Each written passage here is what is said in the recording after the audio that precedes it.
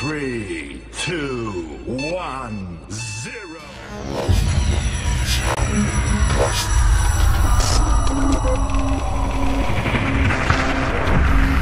Halo semuanya, jumpa lagi dengan sahabat sekolah. Assalamualaikum warahmatullahi wabarakatuh. Semoga keadaan sahabat semua dalam keadaan sehat dan dalam lindungan Allah Subhanahu wa Ta'ala. Dukung kami dengan subscribe, yang belum subscribe tekan tombol lonceng biar tidak ketinggalan informasi, like dan share ke grup-grup lain agar bermanfaat. Jumpa lagi dengan pembelajaran PPKN kelas 8. Sekarang kita sampai ke bab 4, semangat kebangkitan nasional tahun 1908. Sebelum kita mulai, marilah kita berdoa bersama-sama, basmalah bersama-sama. Bismillahirrahmanirrahim. Semoga pembelajaran kali ini mendapatkan berkah dari Allah dan menjadikan ilmu yang bermanfaat. Mari kita lanjutkan ya, tentang bab 4. Tujuan pembelajaran pada bab 4 ini adalah, setelah pembelajaran diharapkan peserta didik 1. Mampu menjelaskan kondisi bangsa Indonesia sebelum tahun 1908. Kemudian kedua, menjelaskan perintis kebangkitan nasional dalam perjuangan kemerdekaan Republik Indonesia. Kemudian yang ketiga, menjelaskan mewujudkan persatuan dan kebanggaan sebagai bangsa, wujud nilai kebangkitan nasional.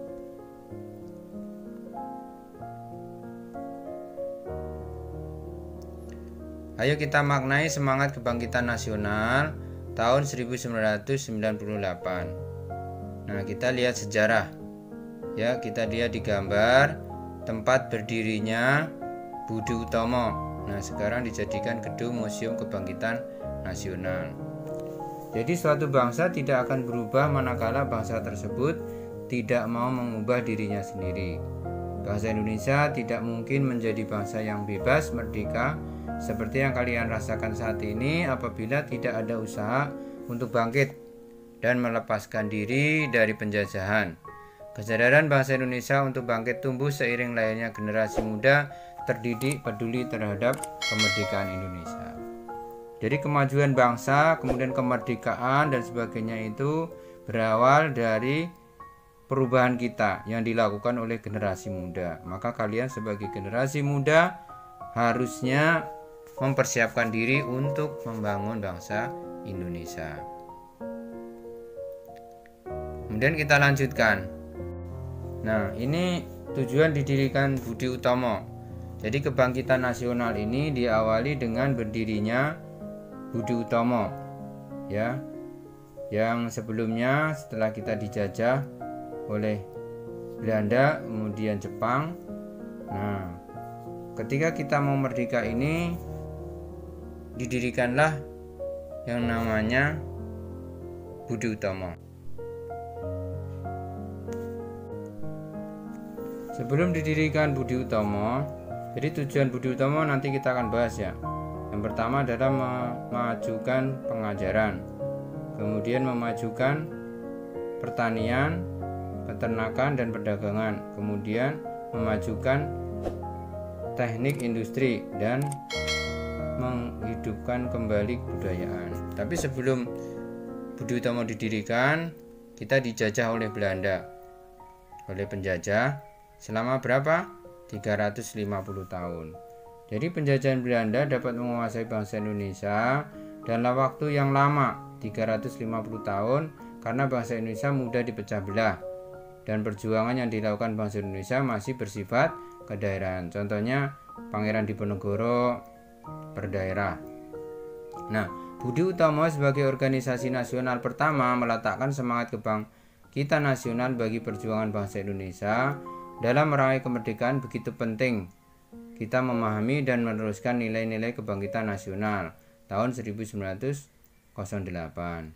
Dalam hal ini kalian akan mempelajari dan membangun semangat kebangkitan nasional tahun 1908 dan pada gilirannya kalian dapat menjadikan generasi penerus yang dapat menunjukkan semangat kebangkitan nasional. Nah, sekarang poin yang pertama sebelum kita lanjutkan, yaitu kondisi bangsa Indonesia sebelum tahun 1908.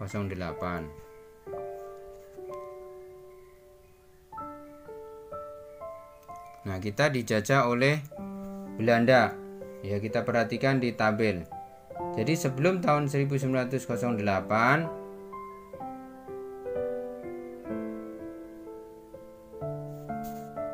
yang pertama kita dipimpin oleh para raja, ya, per daerah masing-masing, ya, para raja atau bangsawan di daerah masing-masing. Jadi bersifatnya per daerah.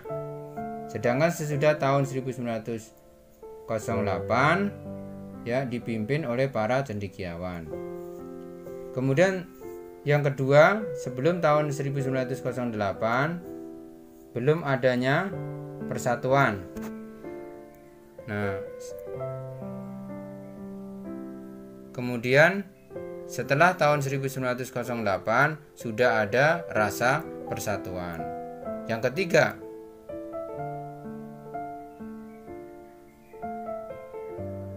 memperjuangkan daerahnya masing-masing. Sedangkan sesudah tahun 1908 memperjuangkan seluruh tanah air. Dan yang keempat, ya,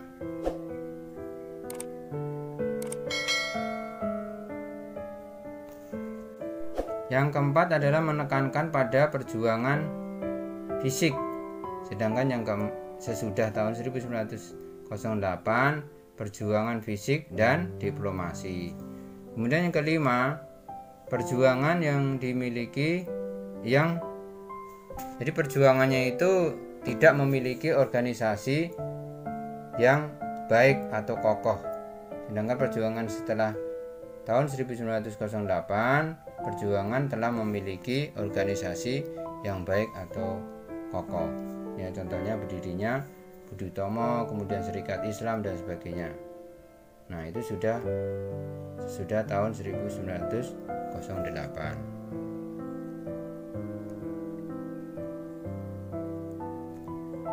Kemudian kita lanjutkan.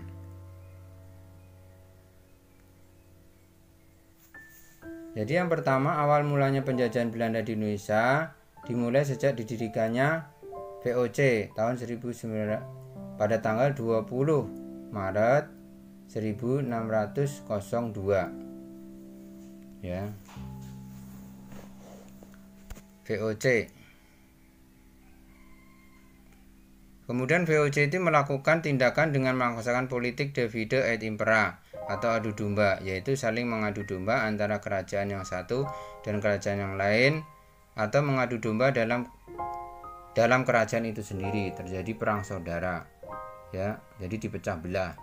Jadi VOC itu tadi awalnya adalah perdagangan, menawarkan perdagangan. Setelah tahu bahwa Indonesia ini mempunyai kekayaan yang cukup besar, maka dipecah belah untuk dikuasai.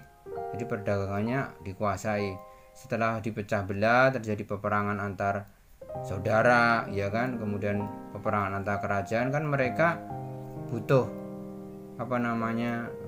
logistik dipinjamkan. Ya, akhirnya tergantung sama VOC. Setelah tergantung sama VOC, mereka diatur dan dikuasai gitu. Nah, kita lanjutkan. Kemudian bangsa Indonesia makin menderita ketika Dendes tahun 1808 sampai 1811 berkuasa. Upaya kerja paksa Rodi guna membangun jalan sepanjang Pulau Jawa Anyar Pamanukan untuk kepentingan militer. Ya, kemudian rakyat ini diperas, ya, dengan kerja paksa. Ya, sehingga banyak yang menderita untuk kepentingan penjajah, karena dia punya perlu jalan untuk transportasi menghubungkan dari Pamanukan dari Anyar sampai ke Pamanukan. Ya, itu Pantura kalau sekarang, ya. Itu jalannya itu. Kemudian Belanda menerapkan Kulturstelsel atau tanam paksa.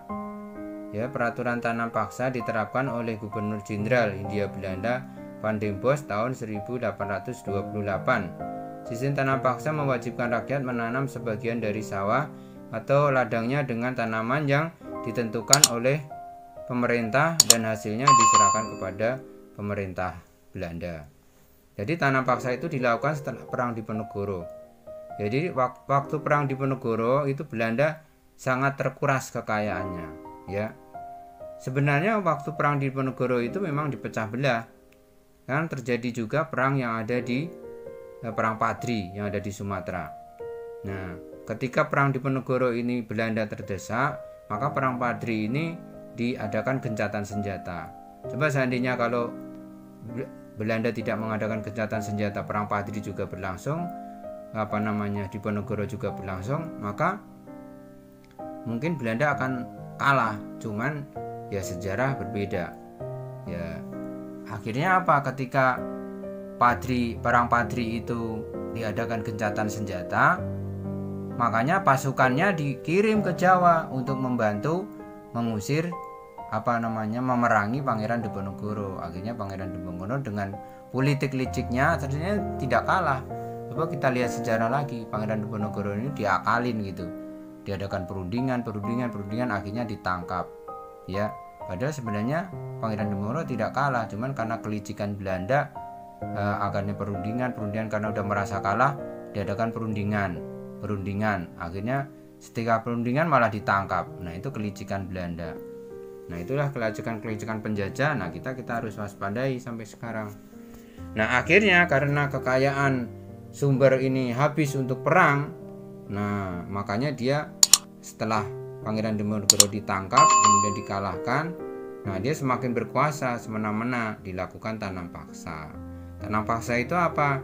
Jadi tanah Indonesia, tanah pertanian itu ditanami oleh petani tapi disuruh oleh Belanda.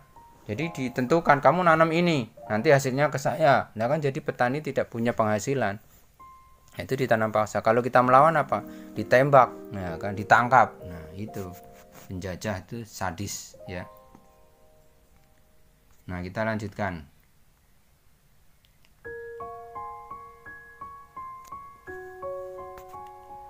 Kemudian penderitaan bangsa Indonesia menumbuhkan benih perlawanan di berbagai daerah. Perjuangan melawan penjajah yang dipimpin ulama atau kaum bangsawan.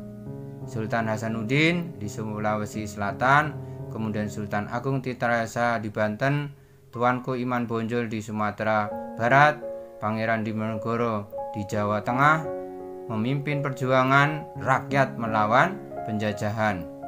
Perjuangan rakyat untuk mengusir penjajah belum berhasil. Hal ini disebabkan perjuangan masih bersifat kedaerahan dan belum terorganisasi secara modern, ya.